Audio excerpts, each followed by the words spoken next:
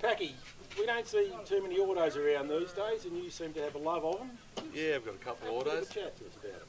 Yeah, I like the autos. They're a good thing. I'm generally lazy, so I don't have to change gears. Makes it a lot easier in the bush, you know.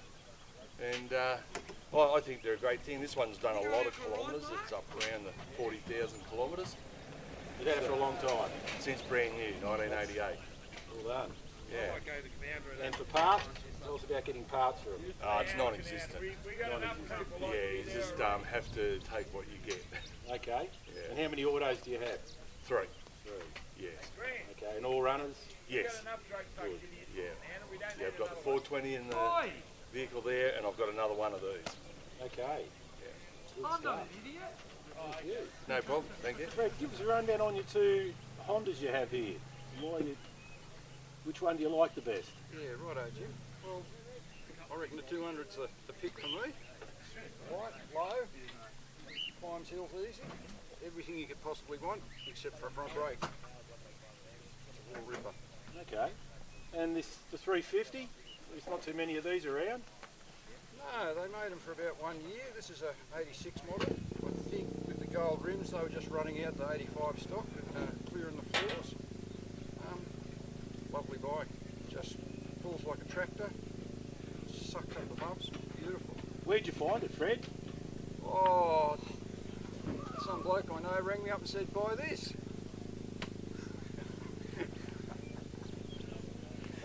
Take that little bit of work. It's had the suspension done front and rear.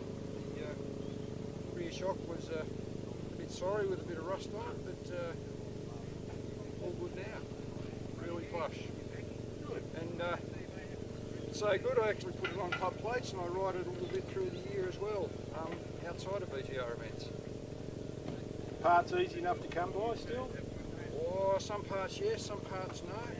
There's a lot of commonality with the 250 and the 500 in terms of electricals. Engine parts are a little bit tricky, but for instance, while pistons were hard to get 3 or 4 years ago, it appears that there's been enough demand and the batch has been made and you can now get them again. Would you ever sell it? Maybe. That's good, Fred. Thank you.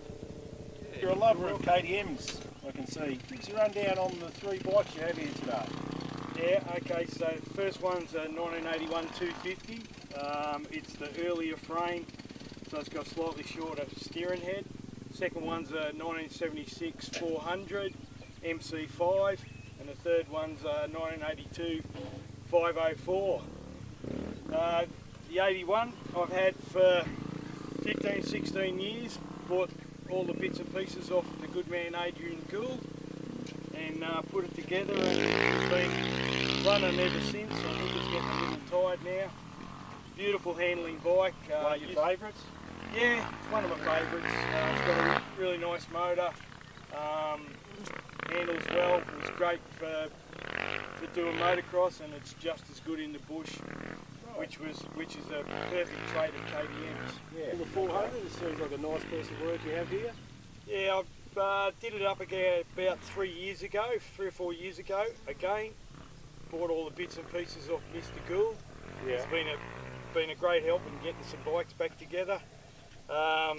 Always wanted one of these. Nearly bought one in about 1979, second hand, which was about $1,200 in those days. Okay. Best thing about this bike is it's the next frame number after my original 250. So they're, I don't know, cousins or something like that. Okay. Yeah, again, it's quite a nice bike. Still needs a little bit of work. Haven't ridden it that much, but yeah, we're getting there. Bill, this is your newest edition. Tell us how you found this old girl. This old girl got talking to the cleaner at work one night, and he mentioned that he had some KTMs. So I've known about this for about 5 or 6 years. Finally got up the courage to ask him whether he wanted to sell it, and he was quite happy to do that. We've got a 4-stroker in the family now. This is my first genuine 4-stroke motorcycle, apart from the Tiger, which is a little bit different. Yeah, so yep, branched out finally to doing something different. I'm very happy with it. Yeah, I'm going to be happy. Hopefully we can do a little bit of like what Fred was saying. get out there on some vintage plates and ride it down some trails during the week. Mark, give us a rundown on this lovely KX 500 you've got here. Where did you acquire it from to start with, and over how long a period has it taken you to get it in this fantastic state it's in now? Yeah, it's taken 10 months to complete. It's a 1984 KX 500.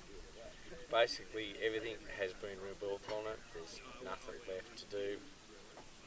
Very minor. A couple of things that people pick out here is they come over and go through it, but other than that, everything's perfect. It's been the best project I've done so far. Parts easy to find for it? You can get the parts. Other parts I make myself. Right, okay. So, And have you fired it up? yeah, Runs fired it up. nicely? Runs lovely. When's its first outing? I've ridden it down to the front gate and back, and that's been it at my place, but I'm waiting till next year now, so rather than getting it dirty today, it'll be next year. So Okay, great. Got a headlight for it?